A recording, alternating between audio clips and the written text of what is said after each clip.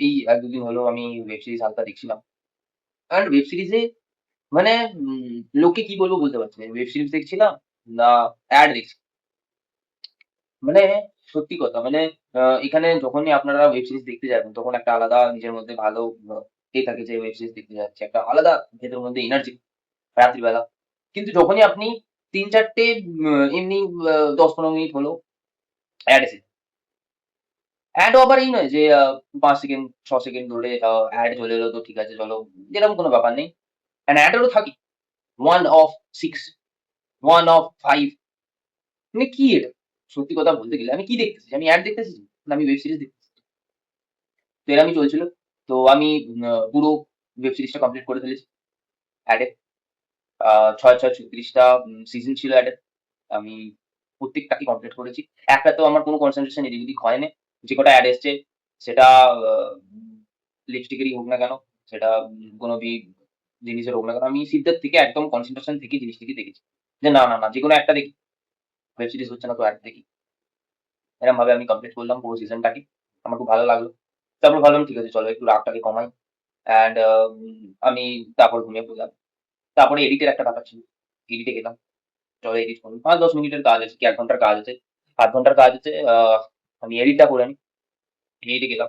Edit app ছিল। যেরমভাবে app আরে হয় সেরমভাবে আমি এমনি গেছি। খুললাম, অ্যাড এল। বেশিক্ষণের নয় 1 অফ 10 আস্তে দেখলাম। আপনারা ভাববেন ব্যাক করে দিই না কেন? ব্যাক করলে তখনও একটা অ্যাড আসে। যে আপনি ব্যাক করছেন কেন? অ্যাড দেখাবো আপনাকে। আপনি এলেন তখনও অ্যাড আছে। আপনি গেলেন তখনও অ্যাড আছে।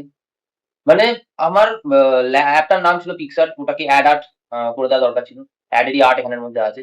মানে অ্যাডের কোম্পানি গুলো জোর জবরদস্তি অ্যাড দিতেছে। আপনি যদি চান, আপনি যদি না চান আপনাকে অ্যাড দেখতেই হবে। এবার আমি বুঝতে পারছি মানুষ কেন টিভিতে সবাই শিফট করে যাচ্ছে আজকাল। যে অন্তত সেখানের মধ্যে এলআইসির তো অ্যাড আছে, এখানে এলআইসির অ্যাডটা নেই।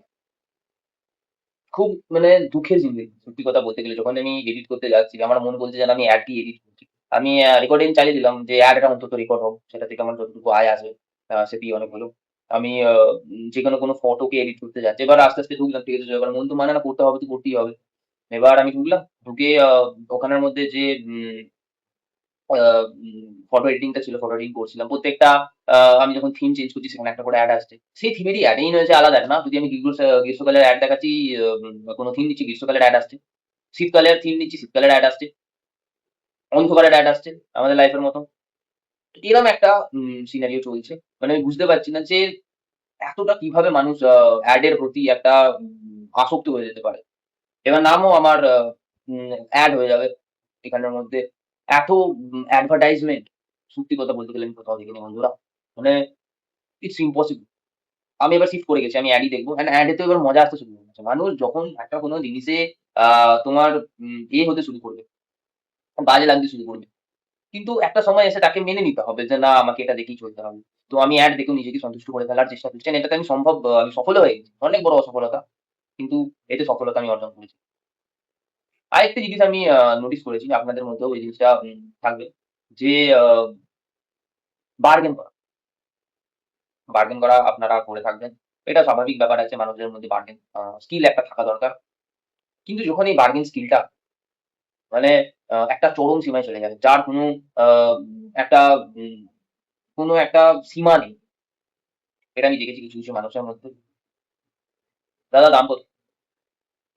৳১৫০ দাম। দাদা এটার দাম কত? ৳২০০ দাম। আচ্ছা, ৳২০০ দাম। আচ্ছা। ৳৫০ দেবো হবে তো?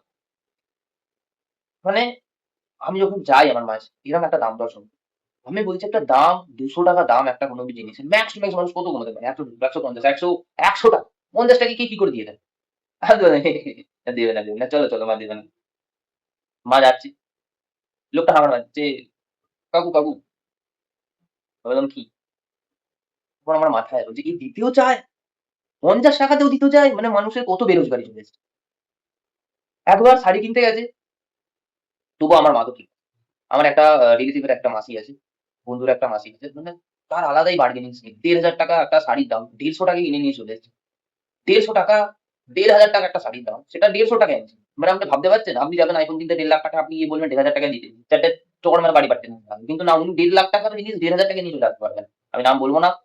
Guinness book of world record এ ওনার নাম ছাপে না কেন? এই ভিডিওটার উপর ছেড়ে দিলাম।